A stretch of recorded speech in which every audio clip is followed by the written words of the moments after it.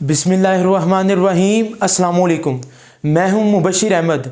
तो स्टूडेंट्स, आज हम फर्स्ट ईयर चैप्टर नंबर 8 का लास्ट टॉपिक पढ़ेंगे, वेव्स वाले टॉपिक का, डॉपलर इफेक्ट। बड़ा ही मज़ेदार लॉन्ग क्वेश्चन है और बड़ा इंपॉर्टेंट लॉन्ग क्वेश्चन है। और आज मैं इंशाल्लाह आपको इसकी बेसिक चीज़ें से भी समझाऊंगा कि असल में डॉपलर इफेक्ट के जो आपकी बुक में 4 केसेस डिस्कस किए गए हैं ना, मेरे ख्याल में वो 4 नहीं है, वो 2 है। आप हेडिंग्स लगी देख भी रहे होंगे। उसकी वजह पता क्या है? अगर आपको केस नंबर 1 समझ आ गया ना, तो केस नंबर 2 उसका उलट है, प्लस माइनस का फर्क है। केस नंबर 3 समझ आ जाएगा, केस नंबर 4 उसका उलट है। तो परेशान बिल्कुल नहीं होना, बहुत ही आसान लॉन्ग क्वेश्चन है। 4 केसेस नहीं है बल्कि 2 है। जब आप पहला समझ लेंगे ना, तो दूसरा खुद ब खुद ही आपको समझ आ जाना है, तीसरा समझ लेंगे चौथा आ जाएगा। तो आइए फिर स्टार्ट करते हैं डॉपलर इफेक्ट। तो बच्चे, डॉपलर साइंटिस्ट का नाम है क्रिश्चियन जॉन डॉपलर। एक साइंटिस्ट था जिसने 1842 के अंदर, 1842 के अंदर ये एक्सपेरिमेंट किया। वो क्या ऑब्जर्वेशन थी? असल में ऐसा था कि वो एक रात को बैठा हुआ ये सोच रहा था और ये ऑब्जर्व कर रहा था कि जो फ्रीक्वेंसी ऑफ लाइट है, जो स्टार से लाइट आ रही है ना, ये जो शुरू की थ्योरी है मैं आपको वो समझा रहा हूं। अभी फिर मैं इसकी डेफिनेशन आपको बताता हूं। 1842 के अंदर क्रिश्चियन जॉन डॉपलर साइंटिस्ट एक रात बैठा ये ऑब्जर्व कर रहा था कि स्टार में से जो लाइट निकलती है उनकी फ्रीक्वेंसी, और अगर सेम सोर्स ऑफ लाइट अगर आप अर्थ पे रख दें, तो जॉन डॉपलर 1842 के अंदर कहता है कि दोनों की फ्रीक्वेंसी में फर्क है। जब उसने ये सोचना शुरू किया कि फर्क इनकी फ्रीक्वेंसी ऑफ लाइट में क्यों है, असल में उसने जो एक्सपेरिमेंट किया या वो जो सोच रहा था वो फ्रीक्वेंसी ऑफ लाइट का रिलेशन था। बात समझ आई? फिर उसने कहा कि लाजमी ये जो फ्रीक्वेंसी में फर्क है ना, स्टार की लाइट की फ्रीक्वेंसी और सेम सोर्स ऑफ लाइट अगर आप जमीन पे रख दें, तो दोनों की फ्रीक्वेंसी ऑफ लाइट में फर्क है।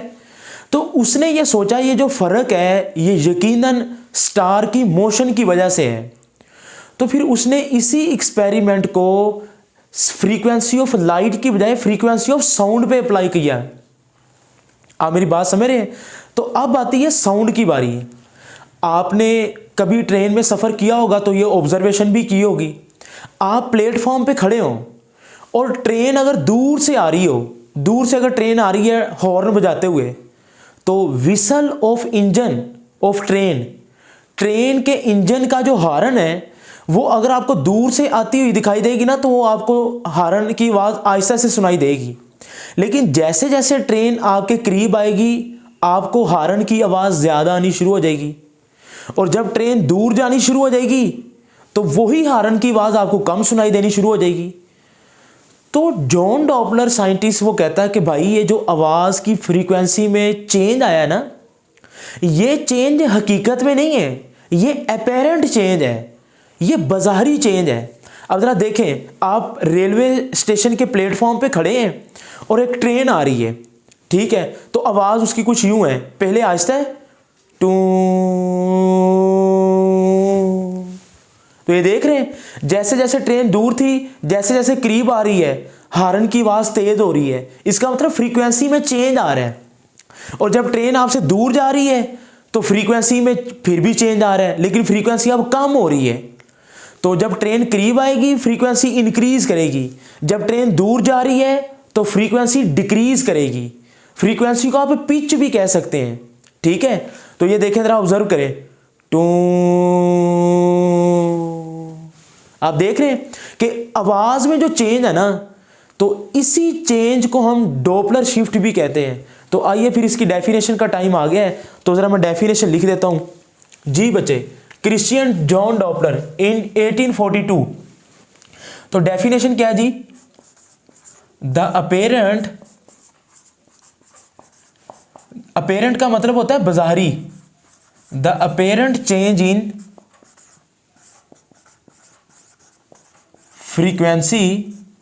फ्रीक्वेंसी को आप पिच भी कह सकते हैं। The apparent change in frequency of sound याद रखें हम जो एक्सपेरिमेंट करेंगे वो साउंड के ऊपर करेंगे, ठीक है, लेकिन उसने जो सोचा था वो फ्रीक्वेंसी ऑफ लाइट के मुतालिक भी सोचा है, ठीक है। तो ये वाला एक्सपेरिमेंट करना थोड़ा सा आसान है। तो apparent change in frequency of sound due to किसकी वजह से, relative motion, due to relative motion of source and observer, due to relative motion of source and observer. This is called Doppler effect. Doppler scientist का नाम है। तो बच्चे ये इसकी डेफिनेशन आप नोट करें। अपेरेंट का मतलब आपने नोट कर लिया है, बज़ाहिरी यानी कि फर्जी जिसको आप कहते हैं ना, तो अपेरेंट चेंज आता है, ठीक है, यानी कि ये जो फ्रीक्वेंसी में चेंज है ये हकीकत में नहीं है, बज़ाहिर चेंज आ रहा है, सिर्फ देखने में सुनने में कह लें आप। तो अपेरेंट चेंज इन फ्रीक्वेंसी, अच्छा आप लफ्ज़ पे नोट करें किसकी वजह से है, ड्यू टू रिलेटिव मोशन। अब आपके जेहन में आ रहा होगा सर ये रिलेटिव मोशन क्या होती है। बच्चे मैं आपको बता दूं, रिलेटिव मोशन से रिलेटेड आपके एमडी कैट में भी ऑप्शन आते हैं। तो सबसे पहले तो डॉपलर इफेक्ट समझने से पहले आपको रिलेटिव मोशन का भी पता होना चाहिए। मेरा छोटा सा लेक्चर पड़ा है 7 से 8 मिनट का, जो कि मैंने एक ही फार्मूले के अंदर रिलेटिव वेलोसिटी का सारा कॉन्सेप्ट समझाया है। मैं डिस्क्रिप्शन में उसका लिंक भी दे दूंगा, आप डिस्क्रिप्शन में जाके चेक भी कर लीजिएगा। वो छोटी सी एक वीडियो है जिसमें आपको रिलेटिव वेलोसिटी का कॉन्सेप्ट आएगा, ठीक है, मैं उसका लिंक आपको दे दूंगा डिस्क्रिप्शन में। आप जरा तवज्जो करें, मैं थोड़ा सा कॉन्सेप्ट दे देता हूं आपको रिलेटिव वेलोसिटी का। ये रिलेटिविटी क्या होती है, रिलेटिव वेलोसिटी कह दें या रिलेटिव स्पीड कह दें, अगर आप सिर्फ मैग्नीट्यूड की बात कर रहे हैं ना, तो व्हाट इज रिलेटिव स्पीड। बच्चे आप वो छोटी सी वीडियो जाके जरूर देखिएगा, लेकिन मैं फिलहाल आपको थोड़ा सा बेसिक कॉन्सेप्ट देता हूं। अगर दो चीजें मूव कर रही है ना, ये है एक गाड़ी मूव कर रही है v1 वेलोसिटी से, दूसरी गाड़ी मूव कर रही है जी v2 वेलोसिटी से। v1 और इसकी वेलोसिटी क्या है v2। तो जब भी दो चीजें मूव कर रही हैं उनकी वेलोसिटी है ऑपोजिट, यानी कि एक गाड़ी इधर से जा रही है राइट से लेफ्ट, दूसरी लेफ्ट से राइट। तो जब वो दोनों एक दूसरे को क्रॉस करेंगी तो जब भी ऑपोजिट डायरेक्शन होगी आप हमेशा ऐड करेंगे। ये बात आपने कॉन्सेप्ट याद रखना है। तो जब भी ऑपोजिट डायरेक्शन होगी तो रिलेटिव वेलोसिटी हमेशा क्या होगी, ऐड v1 प्लस v2। तो ये बात आपने बच्चे जेहन में रखनी है, v1 प्लस v2, ओके। अच्छा जी, अब केस नंबर 2 क्या होगा जी, केस नंबर 2 क्या होगा, अगर v1 और v2 की डायरेक्शन सेम है, यानी कि दो गाड़ियां हैं और वो दोनों एक ही तरफ जा रही हैं। अगर डायरेक्शन ऑपोजिट है तो ऐड करेंगे, डायरेक्शन सेम है तो सब्ट्रैक्ट करेंगे। तो then relative velocity is equal to v1 minus v2, यानी कि हाई में से कम वाली माइनस करेंगे, higher velocity minus lower velocity.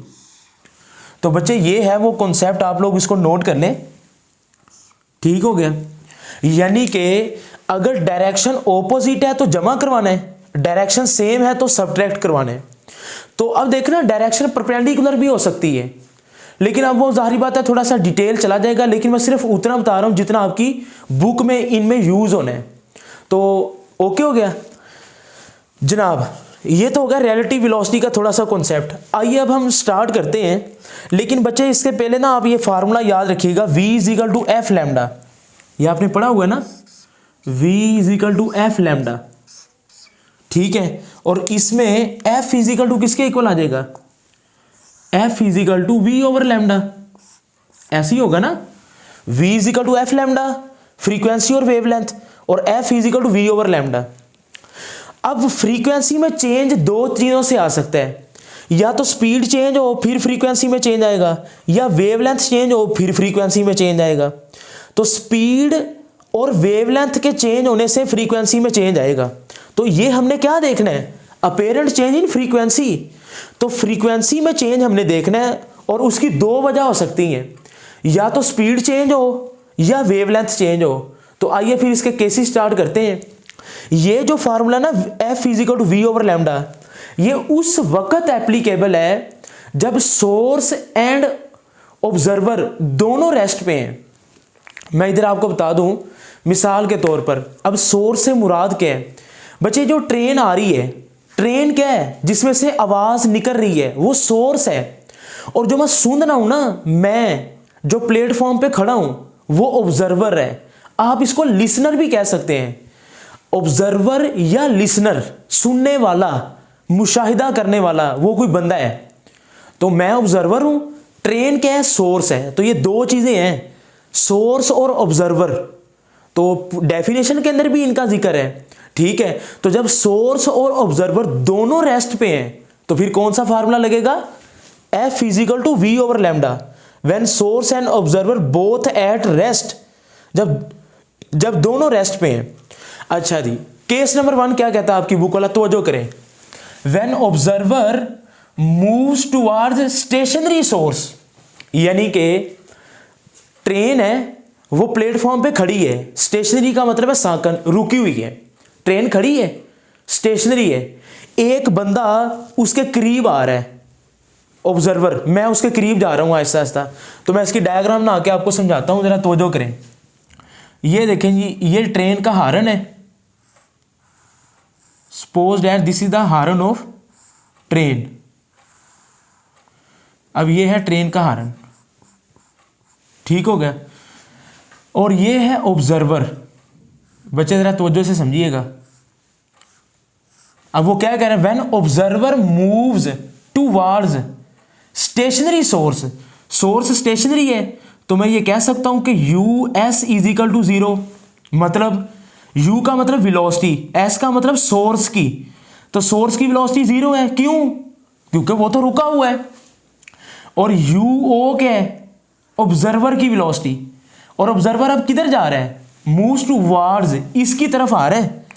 तो ये देखें, ये ऑब्जर्वर इसकी तरफ आ रहा है, ये रेस्ट पे है, ये ट्रेन है जिसका ये हार्न मैंने बनाया है।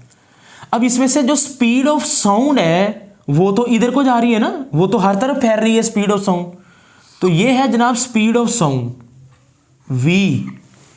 अब ये नोट कर लें आप, 3 चीजें मैंने बनाई है। V का मतलब क्या है, स्पीड ऑफ साउंड। और UO क्या है, ऑब्जर्वर की वेलोसिटी। O का मतलब ऑब्जर्वर, S का मतलब सोर्स। ऑब्जर्वर मूव्स, ये इधर आ रहा है, ये ट्रेन है जो कि रेस्ट पे खड़ी है लेकिन अपना हार्न बजाई जा रही है। ट्रेन रेस्ट पे है, साउंड तो ऑन है ना, ट्रेन तो रुकी हुई है, रेस्ट पे है, US इजिकल टू 0, लेकिन उसमें से आवाज निकल रही है, यानी कि विसल वो अपनी बजा रही है। तो अब आप देखें डायरेक्शन क्या है दोनों की, ऑपोजिट। डायरेक्शन क्या है, ऑपोजिट। तो बताएं कौन सा फार्मूला, रिलेटिव वेलोसिटी। जब डायरेक्शन ऑपोजिट हो तो क्या करवाना है, ऐड करवाना है। तो बच्चे फिर मैं इधर लिख सकता हूं relative velocity V relative is equal to, हाँ जी दोनों की डायरेक्शन ऑपोजिट है, तो क्या आएगा V प्लस UO। तो ये रिलेटिव वेलोसिटी का फार्मूला नोट कर लें जी, V प्लस UO। अब मैंने आपको कहा था ना कि फ्रीक्वेंसी में चेंज 2 तरीकों से आ सकता है, या तो स्पीड चेंज हो या तो वेवलेंथ। तो जब ऑब्जर्वर मूव कर रहा है तो इस सोर्स ऑफ साउंड में से निकलने वाली जो आवाज है उसकी वेवलेंथ चेंज नहीं होगी। यानी कि ये अक्सर MD-CAT में पूछा भी जाता है, तो मैं इधर लिख देता हूं, because lambda is constant, wavelength change नहीं हो रही। आप कहेंगे सर वेवलेंथ चेंज नहीं हो रही, तो फिर फ्रीक्वेंसी कैसे चेंज होगी, due to change in speed, क्योंकि वो ऐसा ऐसा करीब आ रहा है ना। अच्छा जी, फ्रीक्वेंसी निकालनी है ना हमने, तो बच्चे आपने क्या फार्मूला पढ़ा, V is equal to F lambda, F is equal to V over lambda. तो F is equal to V over lambda. If इधर आप लिख दें F के साथ A का मतलब क्या है, केस नंबर 1, और V के साथ आप लिख दें रिलेटिव, ठीक है, रिलेटिव वेलोसिटी। तो रिलेटिव वेलोसिटी की वैल्यू पुट करवा दें जी, FA इज इक्वल टू क्या आ जाएगा, V plus UO over lambda. Okay, तो अब लैम्डा किसके इक्वल है बताएं, अगर V is equal to F lambda है तो lambda is equal to V over F, lambda is equal to V over F। तो इधर मैं लिख देता हूं because lambda is equal to V over F। तो क्या आंसर आ जाएगा जी आपका, फिर इधर वैल्यूज पुट करवा देते हैं हम। So F A is equal to ये देखें ऐसे प्रूव जा रहे हैं ना, v plus u o over lambda की वैल्यू पुट करवा दें v ओवर एफ, तो f डिनोमिनेटर के डिनोमिनेटर में ऊपर चला जाएगा, तो F A is equal to F into v plus u over v. तो ये बच्चे आपके पास फाइनल फार्मूला आ चुका है जी, इसको आप हाईलाइट कर लें। एफ ए, अब ये एफ ए क्या है? This is called apparent frequency. F A क्या है? अपेरेंट फ्रीक्वेंसी, अपेरेंट फ्रीक्वेंसी है ये। और एफ क्या है? ओरिजिनल फ्रीक्वेंसी, ठीक हो गया। और वी क्या है? Speed of sound. What is v? ये आपको पैरामीटर का पता भी तो होना चाहिए ना। तो एफ ए अपेरेंट फ्रीक्वेंसी है, एफ ओरिजिनल फ्रीक्वेंसी है, वी स्पीड ऑफ साउंड है, ये वी। और यू ओ क्या है? इस ऑब्जर्वर की स्पीड। ओ का मतलब तो ऑब्जर्वर है ना। तो जब ये करीब आएगा ऑब्जर्वर इस सोर्स के, तो कॉमन सेंस भी तो यही कहती है ना, जब वो आहिस्ता आहिस्ता ऑब्जर्वर करीब आना शुरू हो जाएगा तो फ्रीक्वेंसी बढ़ेगी, फ्रीक्वेंसी इंक्रीज करेगी। और ये फैक्टर भी यही बता रहा है। तो आप देखें ना, न्यूमिनेटर में प्लस का फैक्टर है, तो जब ये वाला फैक्टर 1 से बड़ा होगा, so we can say apparent frequency is greater than f A is greater than f, यानी कि ओरिजिनल फ्रीक्वेंसी से बी फ्रीक्वेंसी आपको ज्यादा सुनाई देगी। मतलब ये कहने का सादा सा मतलब है, कोई मुश्किल नहीं है, कि जब वो ऑब्जर्वर इस ट्रेन के करीब आना शुरू हो जाएगा तो उसको आवाज ज्यादा सुनाई देगी। तो बच्चे ये है केस नंबर 1। बस आपको पता होना चाहिए कि जमा कब करना है और माइनस कब करना है, और वो है रिलेटिव वेलोसिटी का कॉन्सेप्ट। अच्छा जी, केस नंबर 1 तो मैंने करवा दिया, केस नंबर 2 नहीं मैं करवा रहा, वो आपने खुद करना है। बता देता हूं क्या होगा। व्हेन ऑब्जर्वर मूव्स टू इधर टुवार्ड्स है ना, तो केस नंबर 2 में क्या आएगा? अवे। तो जब ये अवे जाएगा तो क्या लिखेंगे हम, बताएं? ये एरो इधर का चला जाएगा, ऐसी है ना। अवे का मतलब क्या है? ऑब्जर्वर मूव्स अवे, दूर जा रहा है। अब तो अब देखें, ये तो रेस्ट पे ही है, तो दोनों की डायरेक्शन सेम हो जाएगी। तो दोनों की डायरेक्शन सेम हो जाएगी तो क्या लिखेंगे? डायरेक्शन सेम हो जाएगी तो रिलेटिव वेलोसिटी माइनस करेंगे, तो ये आ जाएगा v minus u o, minus आएगा इधर। तो ये सारा इसी तरह माइनस, इधर भी माइनस, इधर भी माइनस, तो इधर लिखेंगे एफ बी। तो फिर इधर आ जाएगा f b is less than f, यानी कि जाहिर बात जब वो दूर जाना शुरू हो जाएगा, ट्रेन रुकी हुई है, तो उसको आहिस्ता आहिस्ता आवाज कम सुनाई देगी, तो अपेरेंट फ्रीक्वेंसी विल डिक्रीज। तो ये आप कर लेंगे ना, बस इधर प्लस की जगह पे माइनस लिख रहे हैं क्योंकि दोनों की डायरेक्शन सेम है। तो ये आपको तब भी समझ आएगी जब आपको रिलेटिव वेलोसिटी का कॉन्सेप्ट समझ आएगा। तो आई होप कि आप ये कर लेंगे, ठीक है ना। बहुत आसान है, कोई मुश्किल नहीं है। ओके, तो ये मैं एज इट इज बना देता हूं। तो केस नंबर 1 आपको समझ आ गया। केस नंबर 2 मैंने आपको बता दिया है। सारा प्रूफ इसी तरह है, बस प्लस की जगह पे आना minus, minus minus minus minus, और ए की जगह पे आपने बी लिख देना है, और बस इधर क्या आ जाएगा? F b is less than f. तो बच्चे आई होप कि आपको समझ आ गई है। तो केस 1 समझ आ गया। केस नंबर 2 उसका उलट है, प्लस की जगह पे माइनस आ जाना है। आइए फिर अब केस नंबर 3 समझते हैं। अब इसका उलट है जी, व्हेन सोर्स मूव्स, अब ट्रेन मूव कर रही है, वो ऑब्जर्वर रेस्ट पे है, तो इसकी फिर डायग्राम कैसे बनेगी? ये देखें, सोर्स मूव्स, ये देखें, ये मैं बना देता हूं सोर्स, ये आ गया जी सोर्स, ठीक हो गया। व्हेन सोर्स मूव्स, यानी कि यूएस अब जीरो नहीं है क्योंकि अब ये मूव कर रहा है। When source moves towards stationary observer, ये ऑब्जर्वर है, ठीक हो गया, स्टेशनरी है, रुका हुआ है, यानी कि u o is equal to 0। अब ऑब्जर्वर रेस्ट पे है, स्टेशनरी ऑब्जर्वर, यू ओ 0 है। पहले क्या था? पहले यूएस 0 था, ये 0 नहीं थी। अब इसका उलट है, अब UO0 है, ऑब्जर्वर रेस्ट पे है, सोर्स मूव कर रहा है, सोर्स मूव कर रहा है इधर को, सोर्स मूव्स टुवर्ड्स उसकी तरफ।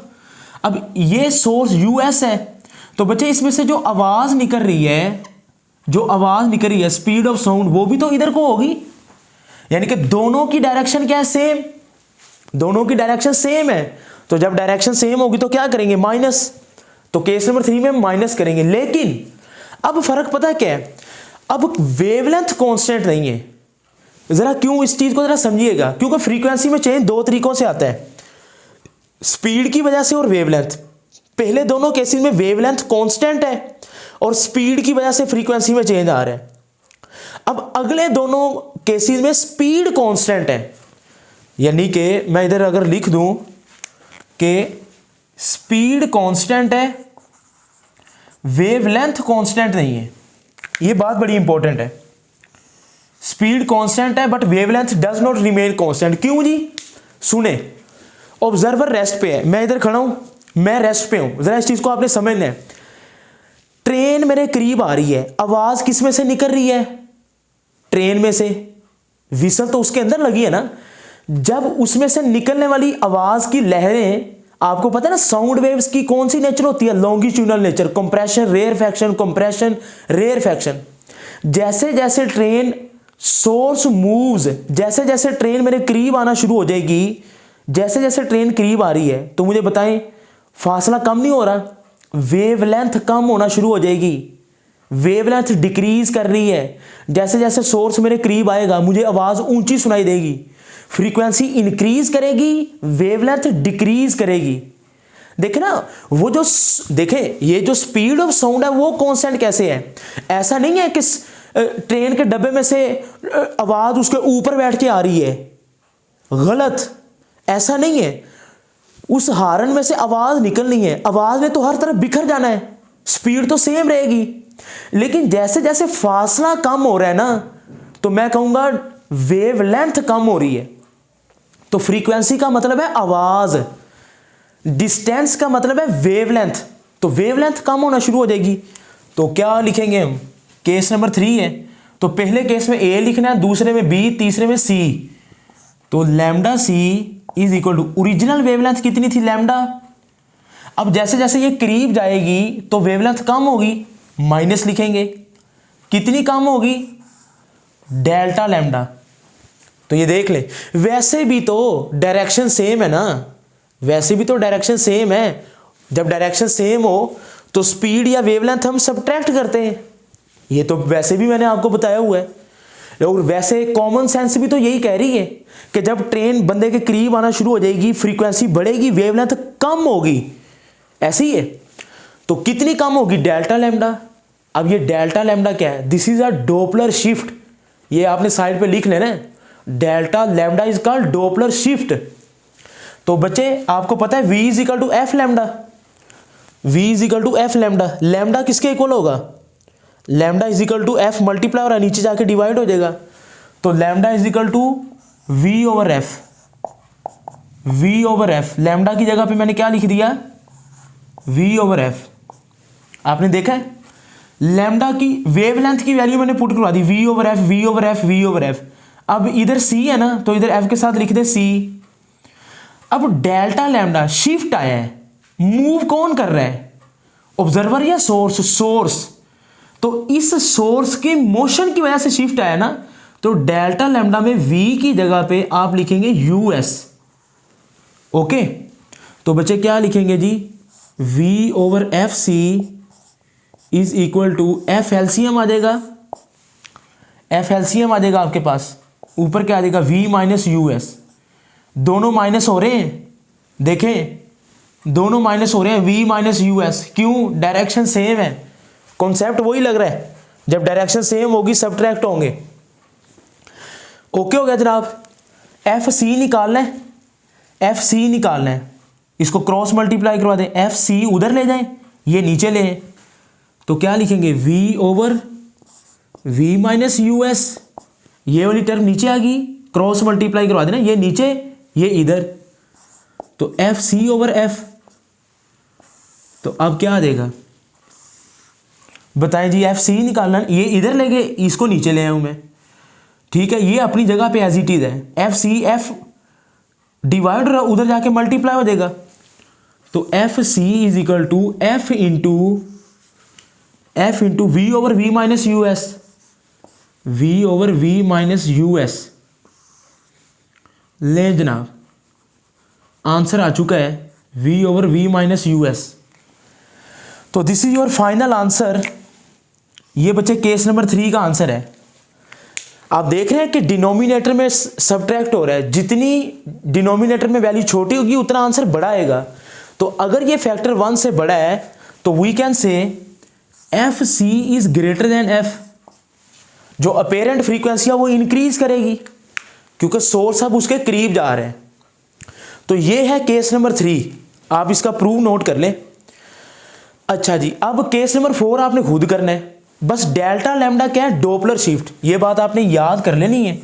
मैं इधर लिख देता हूं, what is delta lambda, this is called Doppler shift. Doppler scientist का नाम है, यानी कि वेवलेंथ में शिफ्ट आया है, चेंज आया है, ऐसे ही है जनाब। केस नंबर 4 में क्या लिखेंगे, व्हेन सोर्स मूव्स अवे, दूर जा रहा है तो क्या होगा, अब सोर्स दूर जा रहा है, यूएस इधर को था अब इधर को हो जाएगा, दूर जा रहा है, डायरेक्शन ऑपोजिट।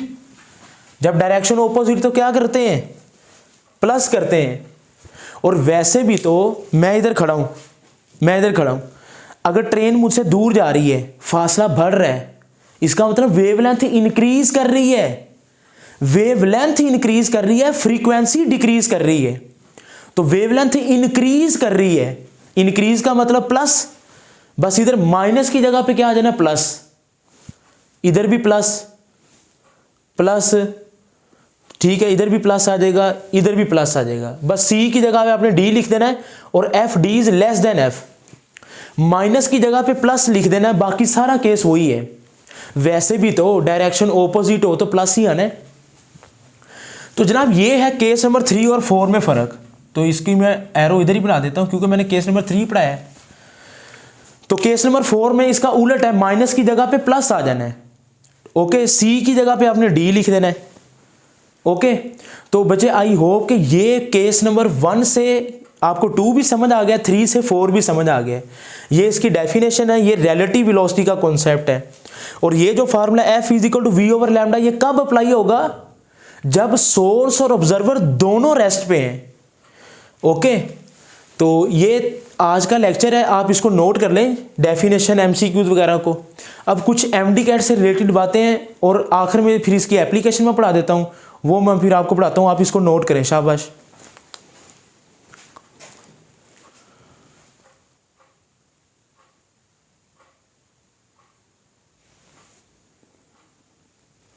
तो जी बेटा, अब कुछ एमडी कैट से रिलेटेड एमसीक्यूज हैं, जरा आप इधर फोकस करें।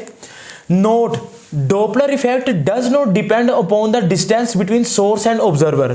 यानी कि जो डॉपलर इफेक्ट है ये सोर्स और ऑब्जर्वर के दरमियान डिस्टेंस के ऊपर डिपेंड नहीं करता। बात समझ रहे हैं, सोर्स और ऑब्जर्वर के दरमियान डिस्टेंस के ऊपर डिपेंड नहीं करता। एक बात तो ये, बाकी ये 2 एमसीक्यूज आप लोगों ने नोट करने हैं। मैं इसके फार्मूले आपको बता देता हूँ, इसका प्रूव नहीं करवा रहा, सिर्फ फार्मूले बता रहा हूँ, ठीक है। आपने फार्मूले याद रखने ताकि अगर आपको वैल्यूज दे तो आपको आंसर निकाल सकें आप एमसीक्यूज की हद तक। तो जी पहला फार्मूला क्या है, when source and observer moves towards each other. अब पहले चारों केसेस में हमने क्या देखा था, ऑब्जर्वर रेस्ट पे है, सोर्स आ रहा है, सोर्स जा रहा है, फिर सोर्स रेस्ट पे है, ऑब्जर्वर आ रहा है, ऑब्जर्वर जा रहा है, यही देखा हमने। लेकिन अब क्या कहता है, कहता है अगर सोर्स और ऑब्जर्वर दोनों एक दूसरे के करीब आए, तो जब दोनों एक दूसरे के करीब आएंगे तो फ्रीक्वेंसी इंक्रीज करेगी ना। तो फ्रीक्वेंसी इंक्रीज किस किस में करती थी, केस 1 में, केस नंबर 1 में और केस नंबर 3 में फ्रीक्वेंसी इंक्रीज करती है ना। तो इसका मतलब है आप दोनों फार्मूलों को मिक्स कर दें। कैसा, कितना आसान है। तो आप लिखें इधर एफ प्राइम इंटू एफ। अब इसको कैसे मिक्सअप करना है, दोनों सोर्स भी करीब आ रहा है, ऑब्जर्वर भी करीब। इधर देखें, इधर क्या था, ऑब्जर्वर मूव्स, तो देखें इसका फाइनल फार्मूला ये था ना v plus u o over v, तो आप इधर लिख दें v प्लस यू ओ, ठीक है। अच्छा ये देखें इसमें फ्रीक्वेंसी इंक्रीज करती है ना, केस नंबर 3 में भी फ्रीक्वेंसी इंक्रीज करती है, ये देखें। तो इसमें इसका फैक्टर क्या है नीचे, v minus u S, v minus u S, तो ये लें जी, तो ये फार्मूला बन गया आपके पास। यानी कि जब दोनों एक दूसरे के करीब आ रहे हैं तो फ्रीक्वेंसी इंक्रीज कर रही है, इसका मतलब है केस नंबर 1 और केस नंबर 3 दोनों मिक्स हो जाएंगे। यानी कि केस नंबर 1 का न्यूमिनेटर, केस नंबर 3 का डिनोमिनेटर, दोनों को मिक्स कर देंगे। और आपको पता ना F prime is greater than F, frequency increase ही करेगी ना, F prime is greater than F, frequency increase करेगी जब दोनों एक दूसरे के करीब आएंगे। अच्छा बस एक आपने याद कर लेना है, when source and observer moves away, जब एक दूसरे से दूर जाएं तो फ्रीक्वेंसी डिक्रीज करेगी। इसी फार्मूले को उलट दें तो क्या लिखेंगे, F prime is equal to, इसको उलट दें, डिनोमिनेटर को ऊपर ले जाएं, v minus u S over, इसको नीचे ले आए, v plus u o into F. लो जी, तो इधर क्या लिखेंगे, F prime is less than F, जब दोनों एक दूसरे से दूर जाएंगे फ्रीक्वेंसी डिक्रीज करेगी। और जाहिर बात है अगर डिनोमिनेटर में बड़ा फैक्टर हो तो फ्रीक्वेंसी कम होती है, अगर न्यूमिनेटर में छोटा फैक्टर हो तो फ्रीक्वेंसी इंक्रीज करती है। तो बच्चे आपने देखा कि मैंने दोनों फार्मूले आपको कितने आसानी से याद करवा दिए। ये तो याद करने की जरूरत नहीं है, इसका उलट हो जाना है। ये कैसे आया, केस 1 और 3 को मिक्स करके, क्योंकि जब दोनों करीब आएंगे फ्रीक्वेंसी इंक्रीज करेगी, जब दोनों दूर जाएंगे तो फ्रीक्वेंसी डिक्रीज करेगी। अब इसकी एप्लीकेशन पढ़ते हैं, लेकिन जब एक्सरसाइज का शॉर्ट क्वेश्चन पढ़ाऊंगा ना तो तब भी मैं आपको बता दूंगा। ये तो हमने पढ़ लिया, करीब आ रहे हैं दोनों दूर जा रहे हैं, फ्रीक्वेंसी इंक्रीज डिक्रीज। क्या ऐसा पॉसिबल है कि सोर्स या ऑब्जर्वर मूव भी करे और फ्रीक्वेंसी चेंज भी ना हो? Yes it is possible. कैसे? यह आपकी एक्सरसाइज का शॉर्ट क्वेश्चन है। अगर मैं इधर खड़ा हूं, मैं ऑब्जर्वर हूं, और ट्रेन या कोई गाड़ी जिसमें से आवाज निकल रही है हॉर्न की, वो सर्कल में मूव करना शुरू कर दे। देखे ना, जब कोई गाड़ी मेरे सर्कल में मूव करेगी तो गाड़ी का फासला हर वक्त सेम है। तो when the source is moving along a circular path, frequency does not change.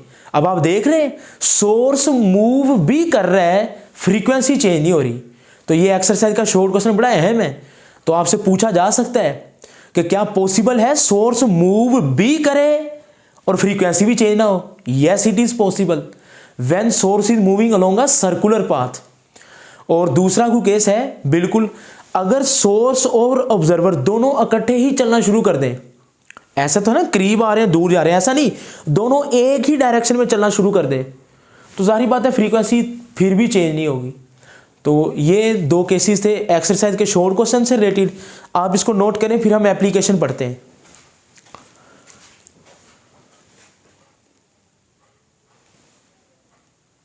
तो जी बेटा, डॉपलर इफेक्ट आपने पढ़ लिया है। अब आप डॉपलर इफेक्ट की एप्लीकेशन को पढ़ेंगे, जो कि शॉर्ट क्वेश्चन और एमसीक्यू में पूछी जा सकती हैं। तो ज़रा जल्दी जल्दी से मैं पढ़ा देता हूँ। आपकी बुक में थ्योरी लिखी हुई है, मेन बातें मैं आपको समझाता हूँ जी। सबसे पहली एप्लीकेशन देखें जी, सबसे पहली एप्लीकेशन है रेडार सिस्टम। अब ये रेडार क्या चीज़ है? रेडार का पहले तो एब्रीवेशन देखें। आर का मतलब है radio, R A radio, D का मतलब डिटेक्शन, ए का मतलब एंड, और फिर आर का मतलब है रेंजिंग। मैं आपको बता दूं कुछ किताबों में इसका एब्रीवेशन इस तरह भी लिखा जाता है, radio audio detection and ranging. तो बहरहाल दोनों एब्रीवेशन यूज हुए हैं, लेकिन हमारी बुक में ये है तो मैंने आपको ये लिख दिया है। बच्चे ये एयरपोर्ट्स वगैरह पर रेडार सिस्टम लगे होते हैं। जब पायलट इतनी बुलंदी पर हवाई जहाज को उड़ा रहे होते हैं तो वहां पर मोबाइल के सिग्नल नहीं आते। तो एयरपोर्ट के ऊपर मौजूद कंट्रोल रूम के साथ जो पायलट कम्युनिकेट कर रहा होता है ना, वो थ्रू रेडार सिस्टम है। एयरपोर्ट के ऊपर नस्ब होते हैं रेडार। तो मैं बताना ये चाह रहा था, रेडार में से कौन सी वेव्स निकलती हैं? Radio waves. और इससे आप क्या मालूम कर सकते हैं? किसी भी एरोप्लेन की स्पीड और हाइट। ये एक रेडार मैंने आपके सामने बनाया जी, इसके सामने मैंने बना दिया प्लेन। ठीक है, प्लेन देखकर आप हंसिएगा नहीं, ठीक है, जहाज है। अब बुक वाला लिखता है व्हेन द प्लेन अप्रोचेस, जब ये प्लेन करीब आएगा तो फासला कम नहीं होगा, वेवलेंथ कम होगी, फ्रीक्वेंसी इंक्रीज करेगी। जब ये प्लेन दूर जाएगा तो वेवलेंथ इंक्रीज करेगी, वेवलेंथ इंक्रीज करेगी, फ्रीक्वेंसी डिक्रीज करेगी। तो बहरहाल अगर तो इसी वेवलेंथ के इंक्रीज और डिक्रीज करने से हम प्लेन की स्पीड और हाइट का अंदाजा लगा सकते हैं। तो पहली एप्लीकेशन ये है जी। उसके बाद दूसरी एप्लीकेशन क्या है? Speed of satellite.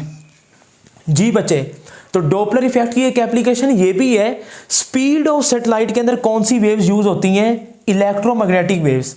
यानी कि जब आप इलेक्ट्रोमैग्नेटिक वेव्स को फेंकेंगे सैटेलाइट की तरफ तो वो सैटेलाइट से रिफ्लेक्ट बैक होके वापस आएंगी। तो इंसिडेंट और रिफ्लेक्टेड वेव की वेवलेंथ कैलकुलेट कर कर आप सैटेलाइट की स्पीड भी कैलकुलेट कर सकते हैं। ठीक है। और तीसरी एप्लीकेशन क्या है जी? Speed of car. बच्चे आपने अक्सर देखा होगा ये मोटरवे के ऊपर, ये मोटरवे पुलिस वाले खड़े होते हैं और उनके हाथ में ना वो उधर एक स्टैंड लगा के गन खड़ी होती है जिसको हम लिडार गन कहते हैं। मोटरवे पुलिस वालों के पास होती है। उनको पता चल जाता है जो गाड़ी आ रही है ना उसकी स्पीड कितनी है। हालांकि गाड़ी तो हम चला रहे हैं, मीटर तो हमारे सामने लगा हुआ है, तो फिर उनको कैसे पता चल जाता है? वो तो बाहर खड़े हैं। तो ये एक गन है जिसका नाम क्या है? Lidar gun. ये लिडार का मतलब क्या है? Light detection and ranging. Light, LI का मतलब लाइट डिटेक्शन एंड रेंजिंग। तो कौन सी वेव्स यूज होती हैं जी लिडार गन में? माइक्रोवेव्स। तो हम किसी भी गाड़ी की स्पीड का अंदाजा कैसे लगा सकते हैं? V=S/T, इस फार्मूले से। ये वही है S=VT। यानी कि जब माइक्रोवेव जाएंगी गाड़ी के साथ टकराएंगी और रिफ्लेक्ट बैक होकर वापस आएंगी, तो जाने और आने का डिस्टेंस और उसको जाने और आने में कितना टाइम लगा है, तो डिस्टेंस और टाइम कैलकुलेट करती है ये मशीन।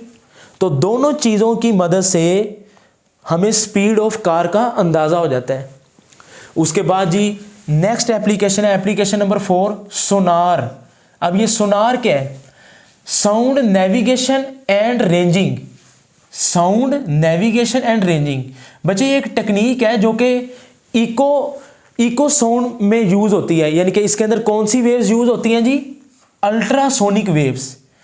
होता पता क्या है? ये आपका बैरी जहाज है, इसके अंदर दो डिवाइसेस लगी होती हैं। एक को हम ट्रांसमीटर कहते हैं, T का मतलब ट्रांसमीटर, R का मतलब रिसीवर।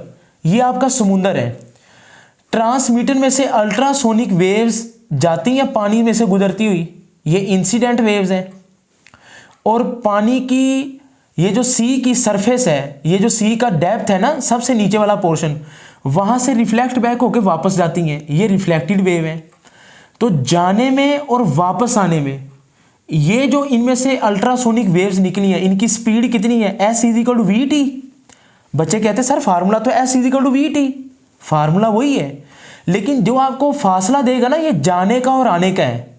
मसलन ये फासला देगा 30 मीटर जाने में और आने में, लेकिन हम उस 30 मीटर का हाफ करेंगे ना 15 मीटर। यानी कि इसने ये जो डिस्टेंस कैलकुलेट कर रहा है ना S=VT वाले फार्मूले से, वो टोटल है जाने का और आने का। जब हम इसको 2 से तकसीम कर देंगे तो सिर्फ ये वाला रह जाएगा, सिर्फ जाने जाने का रह जाएगा। तो इसकी मदद से, इस फार्मूले की मदद से हम किसी भी समुंदर की डेप्थ कैलकुलेट कर सकते हैं। सो S=VT डिवाइडेड बाय 2। आपने 10th क्लास में इस तरह के न्यूमेरिकल भी किए होंगे। तो बहरहाल S=VT, जो आंसर आए उसको 2 से तकसीम कर दें, वो आपकी डेप्थ है सी की। उसके बाद जी एप्लीकेशन नंबर 5 आती है स्पीड ऑफ स्टार भी हम कैलकुलेट कर सकते हैं। अच्छा, ये जो सोनार एप्लीकेशन है ना, ये जो समुंदर के अंदर चलती हैं, आप देखें सब मरीन, उनकी लोकेशन के लिए कि क्या समुंदर के नीचे कोई दुश्मन का कोई चीज़ तो नहीं है, तो उनके लिए भी ये टेक्निक यूज़ होती है। बहरहाल डेप्थ ऑफ सी भी आप कैलकुलेट कर सकते हैं। उसके बाद जी स्पीड ऑफ स्टार भी हम कैलकुलेट कर सकते हैं। बच्चे ये जो वाइट लाइट होती है ना, वाइट लाइट, ये वाइट नहीं है। White light is the combination of 7 colour. ये जो वाइट लाइट आप देखते हैं ये 7 रंगों का मजमू है। सर वो कौन से 7 कलर हैं? आप लोग जरा नोट करेंगे, इसको मैं ऐसे पढ़ाता हूँ, रोए गी बीवी। तो ये कौन से कलर हैं? 7 कलर हैं। रोए एक लड़का है और घी उसकी बीवी है। तो red, orange, yellow, green, blue, indigo, violet 7 colour है। लेफ्ट से राइट अगर आप जाते हैं तो वेवलेंथ कम होगी। अगर आप लेफ्ट से राइट जाते हैं वेवलेंथ कम होगी। यानी कि अगर मैं रेड और ब्लू की बात करूं तो रेड की वेवलेंथ ज़्यादा है, ब्लू की वेवलेंथ कम है। अगर मैं रेड और ब्लू की बात करूं तो हमारी बुक में रेड और ब्लू का जिक्र किया गया है। यानी कि इस 7 कलर में सबसे ज़्यादा वेवलेंथ किसकी है? रेड की, सबसे कम वॉयलेट की। लेकिन मैं इधर डिस्कस कर रहा हूं रेड और ब्लू को, तरतीब यही रहनी है। This is the combination of 7 colour. Speed of star moving away from earth. अब इसमें 2 शिफ्ट है, रेड शिफ्ट और ब्लू शिफ्ट। वो कैसे आती है जरा इसको समझ लिया ना आपने, ये इंपॉर्टेंट शॉर्ट क्वेश्चन है। Speed of star away from earth, ये अर्थ है ना, स्टार अवे जा रहा है, दूर जा रहा है। अगर स्टार जमीन से दूर जा रहा है, फासला बढ़ रहा है, फासला बढ़ रहा है, वेवलेंथ बढ़ेगी, वेवलेंथ बढ़ेगी। तो वेवलेंथ सबसे ज़्यादा किसकी है? रेड की। तो जब अवे फ्रॉम अर्थ है तो मैं क्या कहूँगा? This is called red shift. तो जब स्टार जमीन से दूर जाएगा तो आपका लाइट का जो स्पेक्ट्रम है वो किसकी तरफ शिफ्ट हो जाएगा? Red shift. क्यों? क्योंकि वेवलेंथ इंक्रीज की है। वेवलेंथ इंक्रीज क्यों की है? क्योंकि आपका स्टार जमीन से अवे जा रहा है, दूर जा रहा है, फासला बढ़ रहा है। तो रेड और ब्लू में से किसकी वेवलेंथ ज़्यादा है? रेड की।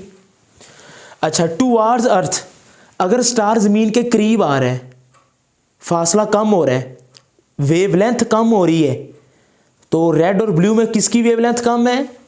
ब्लू की। तो this is called blue shift. तो ये आपने याद रखना है, एमसीक्यूज भी आता है पेपरों में। तो this is called blue shift. क्यों? क्योंकि वेवलेंथ कम हो रही है। बस आपने ये पैटर्न आपने याद रख लेना, ठीक हो गया। यानी कि जब स्टार जमीन से दूर जा रहा है तो रेड शिफ्ट है, जब करीब आ रहा है तो ब्लू शिफ्ट है। ये कैसे पता चला? ये पैटर्न से, रोए घी बीवी। और जनाब जाते जाते एक आपकी साइड इंफॉर्मेशन में ये बात लिखा हुआ है, जो डॉल्फिन है ना, उनकी जो फ्रीक्वेंसी होती है वो 50,000 हर्ट्ज होती है। ये एमसीक्यूज आप लोगों ने नोट कर लेना है। तो बच्चे ये तो थी इसकी एप्लीकेशन। आई होप कि आपको समझ आ गया होगा डॉपलर इफेक्ट और उसकी एप्लीकेशन। अपना बहुत सा ख्याल रखें। मुबशर अहमद को दें इजाज़त। वीडियो को लाइक करें, कमेंट करें और आगे शेयर भी कर दिया करें। अल्लाह हाफिज़।